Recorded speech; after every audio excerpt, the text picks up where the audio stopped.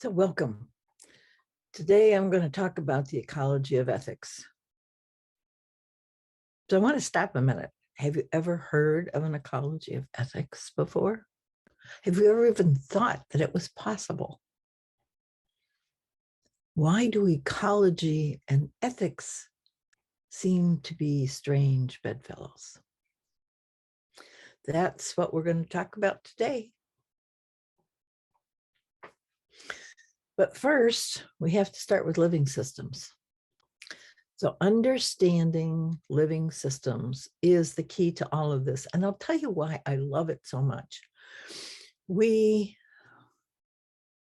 have great difficulty getting agreement about the ideas that we come up with, especially when they look different. We often feel that we have to choose one idea over another. We often feel that we have to be right or we're wrong.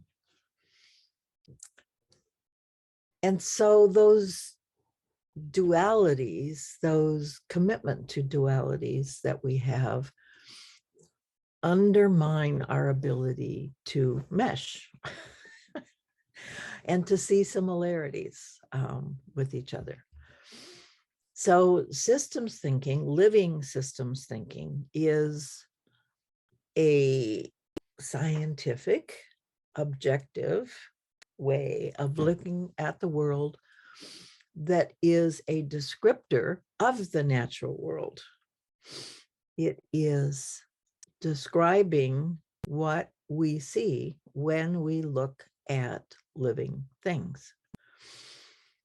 So for me, it takes us out of the, gee, it's good to know, or yeah, you can learn it or not learn it, life goes on, or this isn't like anything else, or other things contradict it, because it's how life works. So it just is.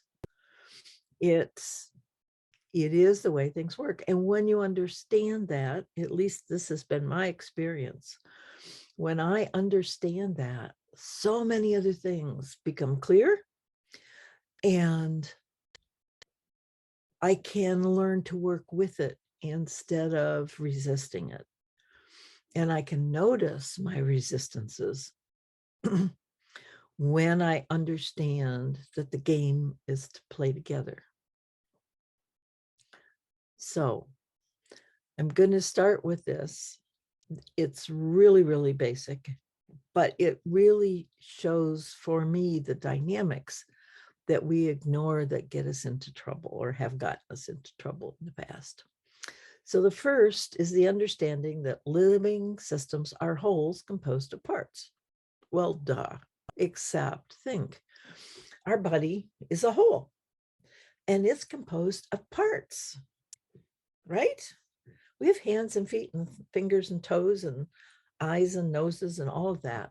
But more importantly, we're a whole in which another whole lives, bacteria and viruses, bacteria in particular, that we are symbiotic with. Your gut bacteria, you've heard that phrase. So that means there are living organisms that are not you in your tummy that make it possible for you to live because they help you digest your food. It's a symbiotic relationship. So we've not merged in that we've become one. There are examples of that. But we've agreed to live together as two and to support each other's life. So we're a whole composed of parts. The earth is a whole composed of parts. Parts of one system cannot fit into another system.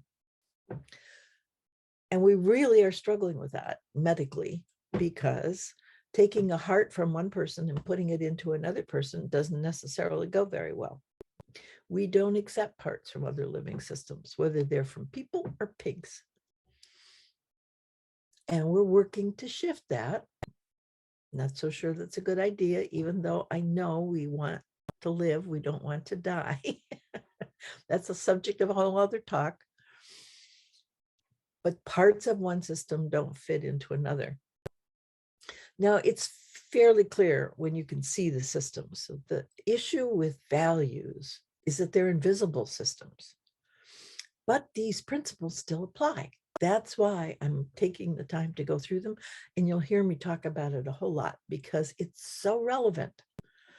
It explains so much when you get that this is true. Both parts and wholes can self-create and actually must self-create. So if your cells don't continue to do their thing, to replicate, to repair themselves, to do all the things that cells do, we'd have a problem. In fact, we do have a problem. It's called sickness when that happens. And we can self-create. We call it procreate. But yes, we can do that too. But that is true of Earth. Both parts and wholes can self-create. Amazing. But all agree to keep life flourishing. When they don't agree to do that, we got a problem. So when your cells stop paying attention to life flourishing, we call them cancer.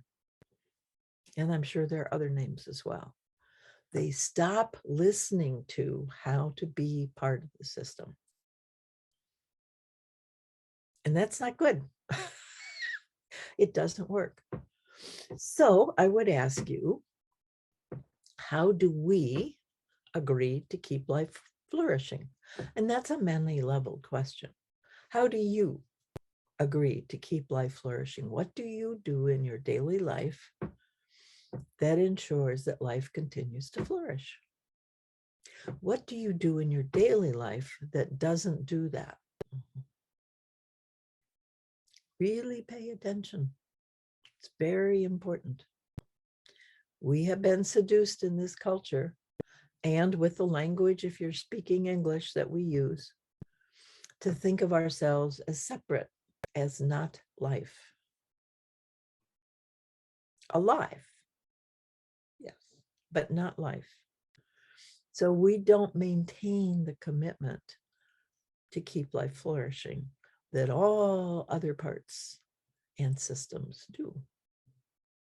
That is why we are where we are. So I think this is key, foundational, and critical to understand. Values. Values are how we make meaning out of the experiences we have with things that are not us. Right?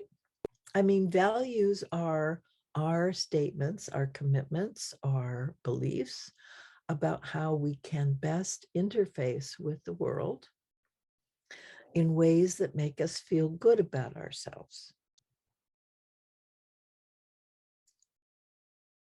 Now, the feel good about ourselves is actually a many-layered item, because we can feel good about ourselves if we exist, but really, we don't feel really good about ourselves if we're the only one there. We want to have somebody else. And so ethics and values have been evolved because they help us understand how to work with others in ways that make us feel good about ourselves. However, we have forgotten in that conversation the larger system in which we sit, which is the earth. So we have to act in ways that make the larger system flourish so that we can really feel good about ourselves. And I think when we don't do that, we don't feel good about ourselves. We can rationalize, we can talk, we can have a mind that will give us a story about why it's okay, but our heart knows, because our heart's connected. And when other life flourishes, the heart doesn't do so, does fine. When other life doesn't flourish, the heart doesn't do so well. So values also form systems. And that's a critical new discovery. And that's the work of Jane Jacobs. She was clever enough to see that that is true. And that is an awesome, awesome, awesome understanding. And ethics are patterns of behavior that stem from the interactions of a coherent living system of values. And that is more complicated than it sounds. It would be complicated if there was just one system, but there are three. And that means that we have different kinds of ethics as well, which we do. That has bothered me my entire life. I've not understood why we could say one thing and do another, why we can declare this and then cheerfully do that, and not feel the dissonance, not explore the dissonance, not question the dissonance. And it's because we have more than one system of ethics, more than one living system of values. And we feel, because we don't understand that you can't take values from one system and put them in another, you can't take parts from one system and put them in another. We think we're being coherent because we care about all of those values. And we think we are the uniting factor in that values, and we're not. We're at the effect of those systems. And that's part of what creates the crazy making in the values world. And this is new also, the ecosystem of values or ethics needs to be coherent to the larger system in which they live. Now that is true at all levels. And we experience this. It's called culture when it's between people or in an organization, a group of people, however they're formed, a family or an organization of some kind. There's always a culture. There's always an understood set of values that inform how everybody acts.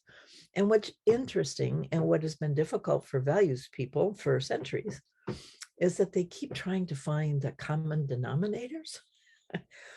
But what they've seen is that the same value can look different in different places, and they've never understood that. But what's true is that the same value in each of these different value sets looks different, is expressed differently. Let me put it that way. Because it has a different context and actually a different purpose. So the last statement that the ecosystem of values needs to be coherent to the larger system in which they live is really true. But taken to its extreme, the larger system in which we live is the planet.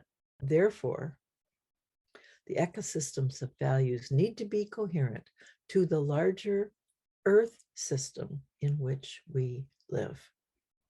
And that's the key. That, I think, is the path forward. I think that's the way to begin to act coherently with rest of life. And it gives us a way to discern what is right and wrong, because they change. That's been a problem. You can't make rules about right and wrong because there's always something that doesn't fit the rule. And this is why. So the tree that you see is an expression of that ecosystem, but it's looking only at one unit, which is in this case a tree, or you can pretend it's a person because it really is. The person has roots, has connections, is a life form. So they're the essence of every living thing is life. And life is expressed in different ways in every living system, which is the magic of it. But our essence is about life. Now you've heard and maybe even spent some time on trying to be your authentic self, that you should be your authentic self, that that's what we're striving for, is to be the real you, the real me. And you probably discovered that it's way easier said than done. Why is that true? You would think if we are we, that we could just be us. But we're, of course, socialized not to be us. We are socialized to fit into the larger ecosystem in which we live, which is at first a family. And then we develop other larger ecosystems from there. And sometimes we're one way in one ecosystem and another way in another ecosystem. So the authentic self, the core, the trunk of who we should be, gets shifted sometimes into what we're calling the social self. So it's the self that fits and works hard to be coherent in the larger system in which it fits. Now, this can be a problem, which is one of the reasons why we feel that dissonance. If that larger system has expectations that don't feel comfortable for us, like all women are subservient, that's a problem. How do you fit into that ecosystem? Being your authentic self if you're a woman. And even if you're a man, noticing that there's something unique that's valuable from that different other. And yet the system in which you're in, the culture in which you're in, says that one part should be subservient to another, means you're losing the richness that that other part brings, which is what partnership can help express. So social self becomes an artifice that we try and fit our authentic self into with more or less success, more or less discomfort, and sometimes huge discomfort. I am a believer that most of what we call mental illness, not all, but most of what we call mental illness, is really the lack of fit, where the authentic self is rebelling against being forced to be a social self. There are also times, however, when we decide to be an ideal self, when we have a picture of how we should be. And this can come from a religious background, a political background, just our own understanding of what's a good person look like. And so we never get angry, or we always do something. And we strive to be that ideal self. Now, it's wonderful to have something to strive for. But if it's not who you truly are, if you don't understand who you truly are, and if you can't accept yourself, all the warts and hearts included, then it's awkward trying to be that ideal self, because there's a dissonance between the ideal self and the authentic self. Is there a time to be appropriately angry? Perhaps. And if you choose not to be angry in that situation because the ideal says you will not feel anger, is that a good thing? Does that make you a better person? Interesting thought, don't you think? So working with the authentic self and touching the essence of who we are, which is life, means that we can bring forward through our heart, with the help of our mind, who we are, what our gifts are, into the life around us. But it really helps to be in a culture, in an ecosystem where that is accepted.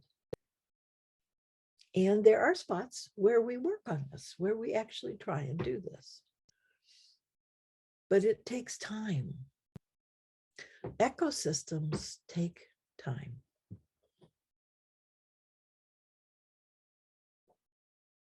It takes time to fit, to change your agreements.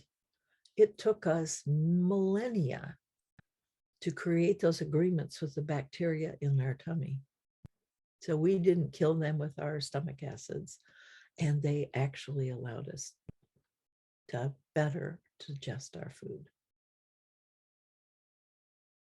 It takes a long time and a firm commitment to do that. Life has been on this planet for 3.8 billion years. And in all that time, we're still working on those agreements. Something new comes up and we have to rethink everything all over again. And then humans come up and decide we're not going to abide by those agreements. So that leads me to the prime directive, that all actions support the creation of conditions that support life. Isn't that interesting? This is the work of Jeannie Benyus. This is what she has seen life do in biomimicry. And the suggestion would be that we should do it too. And I would urge you to really think, not think, to notice deeply how you talk, the language you use, how you think, and whether those thoughts and that language and those expressions that you're engaged in are really coming from a place of connection of us, or if they are coming from a place of separation. Now, there's a little caveat here because English is a language designed to separate. The very word it is a separative word. It means not me. So think, pay attention, listen more deeply to what you say and what you think, and just see how often you're coming from a place of connection or a place of separation. So we talk about ethics, and I mentioned that there were 3 different kinds of ethics. So when you're trying to protect yourself, you're allowed to kill for that reason. It's perfectly fine. We've codified that into law. We know there's an appropriate time to kill someone else if they're trying to kill you. Survival dictates, fear dictates, or appears to dictate that you should do something like that. However, when you look at the natural world, it's very rarely that an animal or another life form kills without needing to eat. Kills to eat, yes. Does not kill for any other reason. We are the only species that can kill for other reasons, even for fun. Imagine that, killing for fun. What an interesting juxtaposition of words. There is an ethic that stems from really trying to succeed, to win. And we do some interesting things in order to ensure that we win, don't we? We cheat, we manipulate, we prevaricate, we do all sorts of things to win. And we can feel good about ourselves in doing that if winning is a good thing.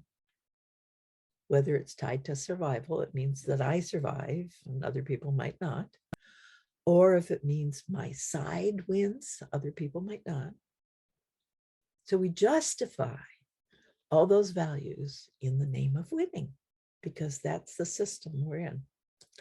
But the other system, the bigger system, that says that all actions support the creation of the conditions that support life,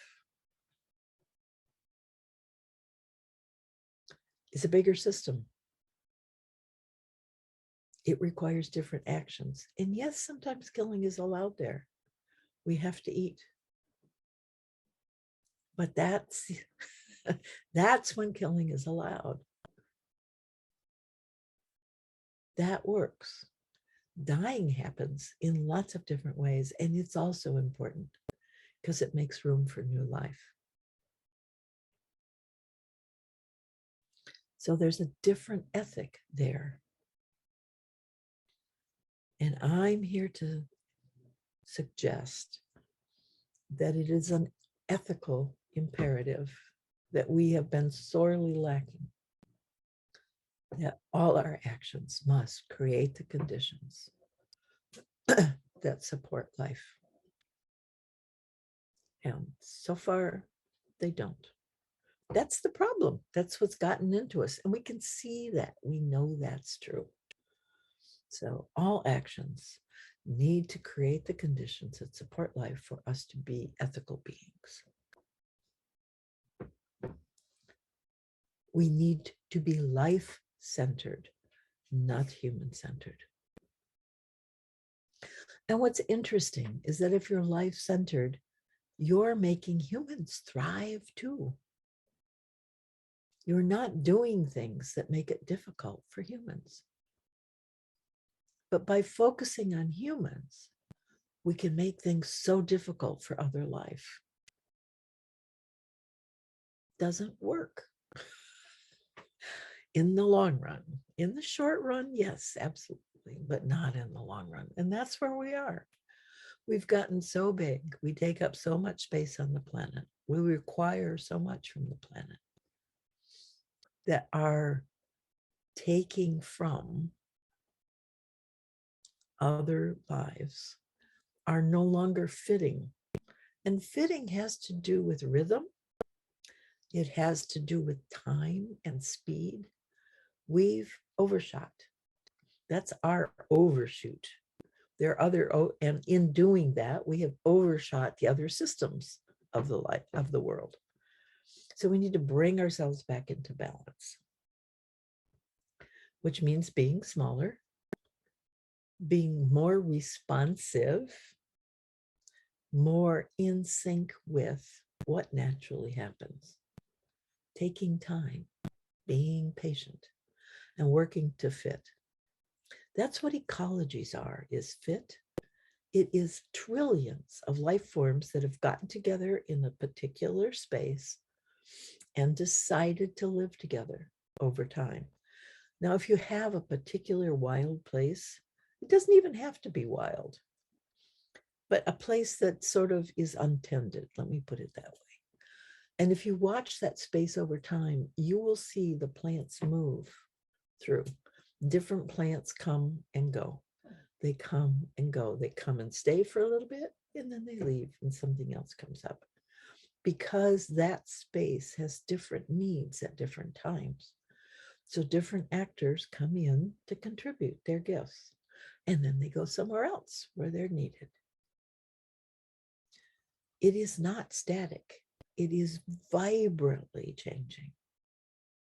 So learning to dance with that change and allow it to happen is life-centered. Human-centered is standardization and trying to fix things and keep things in a certain way. That doesn't work. If you keep things too steady, too unchanging, they die. That's what death is. It's unchanging. It's gone. It doesn't ever change again. So we're playing with life in some really sad and very provocative ways, instead of playing with life in very joyful and exuberant ways. And that's the suggestion, that we can do that. And we need to do that. So the ecology of ethics suggests that our values need to be consistent with the Earth's efforts to keep life thriving. And that's what Earth values are all about. So I urge you to use the card deck, to take classes, to work together to think through situations that are confounding, where we find we have too many different connections, concerns, to make it clear what exactly the next step is. That's where others really come in helpful. And where tools like understanding Earth values, being able to see what the Earth does, and then ask, how does that apply to the situation that I'm in? How can I understand the situation in a way that supports life, instead of in a way that's either separate or not life enhancing. You don't have to have a death wish to work on dying. You just have to be anti-life. It'll get you to the same place. And it does. In my own experience, that's what my cancer journey was all about, was my wanting to disappear because I felt dismissed. It was not life enhancing. Tell me, trust me, it was not. But you can change your mind. You can change your understanding. We are self-making creatures. That's what autopoietic means. Self-making. We do it all the time with every thought, every decision that we have. So learning to be self-making, that's what Think Positive is about.